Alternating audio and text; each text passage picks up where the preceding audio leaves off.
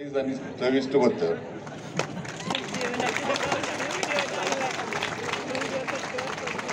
केळीच्या पानावर वाढलेल्या सर्व खाद्य पदार्थावर आणि पोळीवर साजूक तुपाची धार,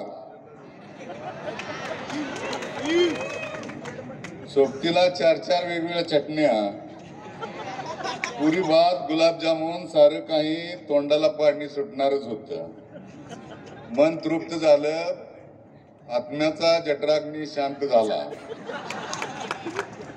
अशी संधी परत केव्हा बार्शीत येईल काय सांगता येत नाही. जणू काही मी केरळमध्येच आहे असं का काय वाटलं त्या केळाच्या पानाकडे बघून. स्वतःला चिमटा काढून बघितलं, पण नंतर लक्षात आलं की आपण बार्शीतच आहोत. थोडक्यात म्हणण्याचा अर्थ मोग्यांबो खुश व्हा.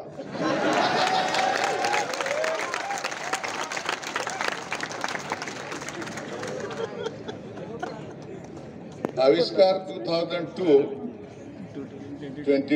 या कार्यक्रमासाठी पदवी, पदवीधर, संशोधक आणि शिक्षक व इतर सर्व या कार्यक्रमामध्ये गुंतलेल्या सर्व घटकांचे, स्टेक होल्डरांचे मी मनापासून पहिल्यांदा आभार मानतो. आणि या कार्यक्रमाचा मला हिस्सा बनता आलं यासाठी मी सर्वप्रथम माझे मित्र प्राध्यापक PB पाटील सर यांचं मनापासून आभार मानतो.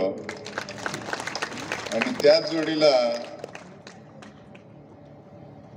50 किलोमीटर पुढे आले की सर तुम्ही कुठं आहे असं विचारणारे विनायक सर, या सर्व टीमचे मी आभार मानतो.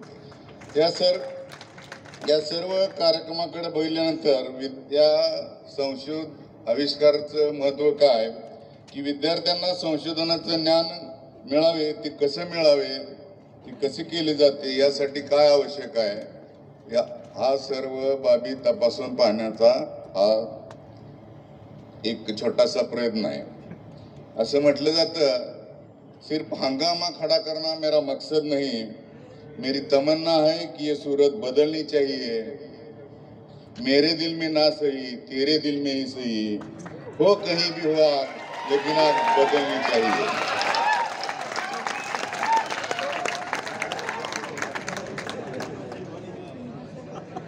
एक चांगली गोष्ट आहे.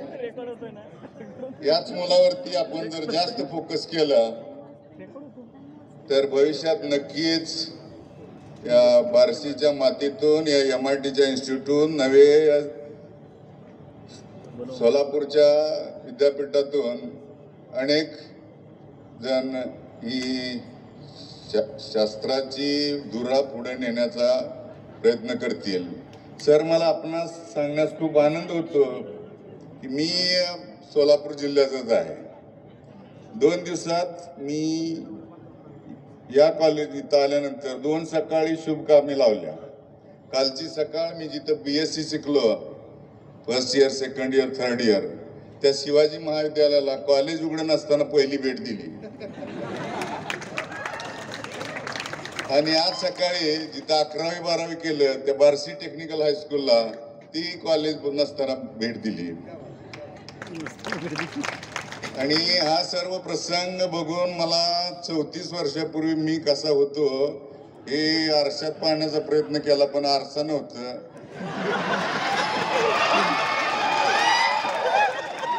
त्यामुळं मी चष्म्यातच पाहिलं.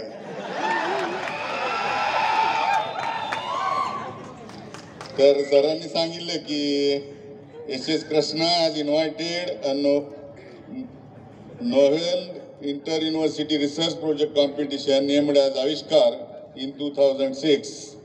1.5 decade, 15 वर्षे झाली तरी सुद्धा या स्पर्धेचा मुख्य हेतू साध्य होताना दिसत नाही.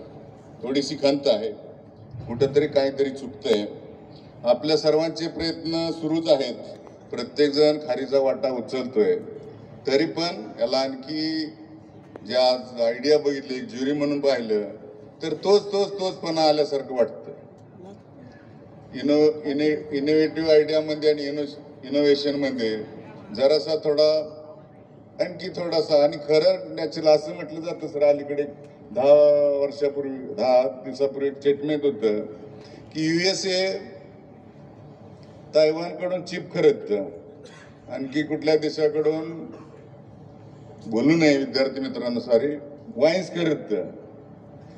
असं त्यांनी बरंच ते दिलं. आणि भारताकडून काय खरीद करतं तर USA purchases knowledge from India.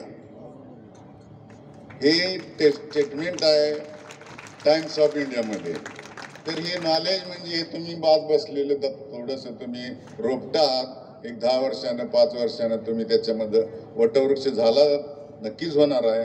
आणि त्या वटवृक्षाला टाइम टू टाइम पाणी घालण्याचं काम ही सर्व मंडळी करत आहेत.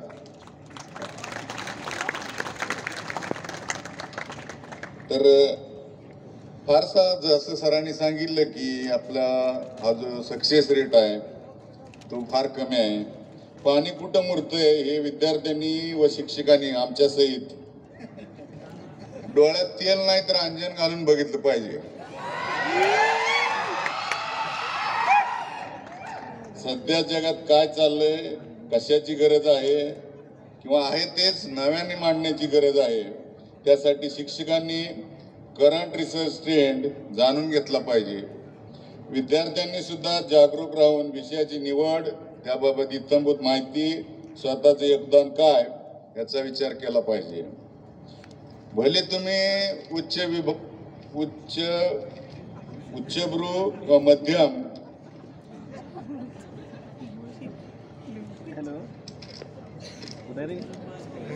लोकांसाठी काही विचार करू नका. तळागाळातल्या लोकांसाठी, लेमॅनसाठी तुम्हाला वेगळा विचार करून तुमची प्रोटोटाईप मटेरियल केलं पाहिजे असं वाटतं. शिक्षकांनी तुम्हाला पाण्याच्या स्रोताजवळ आणलंय, त्यापुढे तुम्ही जनावराप्रमाणे की माणसाप्रमाणे पाणी प्यायचं ते तुम्हाला ठरवायला लागेल.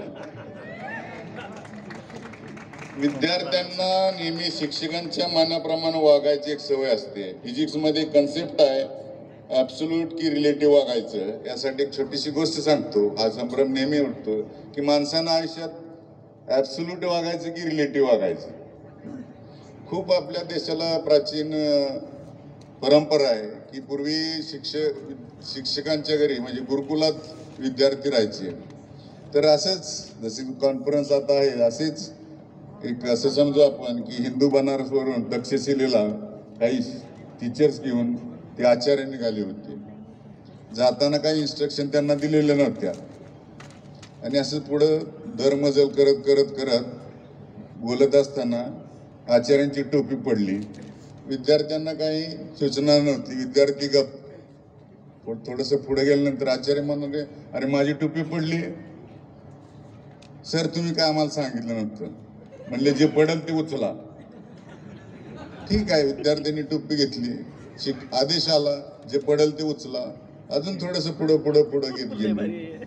बैल होते निसर्ग नियमाप्रमाणे त्यांनी थोडंसं